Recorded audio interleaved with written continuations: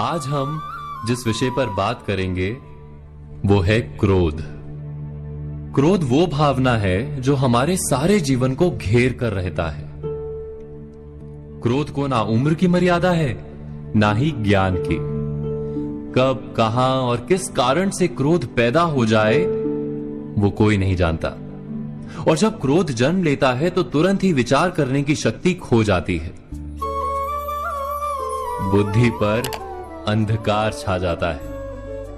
वर्षों के संबंध पल भर में टूट जाते हैं। सारा जीवन बिखर जाता है।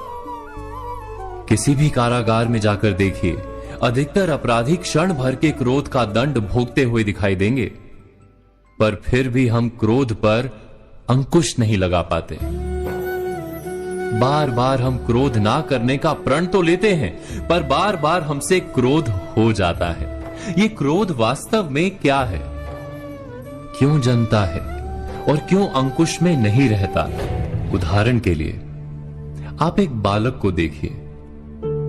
उसे किसी वस्तु की इच्छा होती है और उस समय अगर उसे वो नहीं मिलती या कोई उसे भयभीत करता है तो वो प्रतिक्रिया देता है। बालक की प्रतिक्रिया क्रोध है, क्योंकि बालक निर्बल है, निसहाय है। बालक अपनों से बड़ों को अपने वजूद का एहसास, अपने अस्तित्व की प्रतीति करवाने का प्रयास करता है क्रोध के माध्यम से। बड़े होने पर भी हम क्या ऐसा ही नहीं करते? क्या क्रोध हमारे भीतर बैठे बालक का प्रतिभाव नहीं? अर्थात क्या क्रोध वास्तव में केवल बालक जैसे व्यवहार का नाम नहीं? जब अहंकार को घाव होता है, जब भय लगता है, जब कोई वस्तु हमें प्राप्त नहीं होती, तब हमें क्रोध आता है। ठीक किसी बालक की भांति। हम जानते हैं कि आईने के सामने खड़े होकर मुंह बनाने का खेल बालकों को शोभा देता है, बड़ों को शोभा नहीं देता।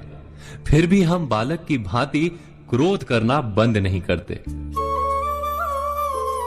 हम अनुभव से जानते हैं, दूसरों को देखकर बता सकते हैं कि क्रोध से कभी कुछ प्राप्त नहीं होता। सम्मान हो, संपत्ति हो, प्रेम हो या सुरक्षा हो, क्रोध से नहीं मिलता।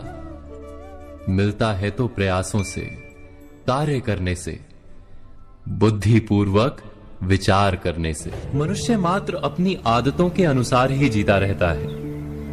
क्रोध भी आदत बन जाती है। हमारे चाहते हुए भी हम अपने प्रतिभावों को रोक नहीं पाते। हम स्वयं को बड़े या पुख्ता मानते हैं, पर थोड़ा सा कारण मिलते ही हमारे भीतर का बालक क्रोध कर बैठता है।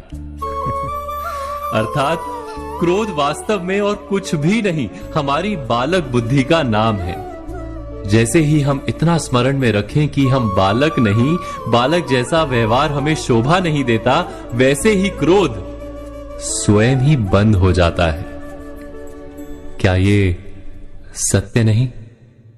इस पर विचार मनन अवश्य कीजिएगा।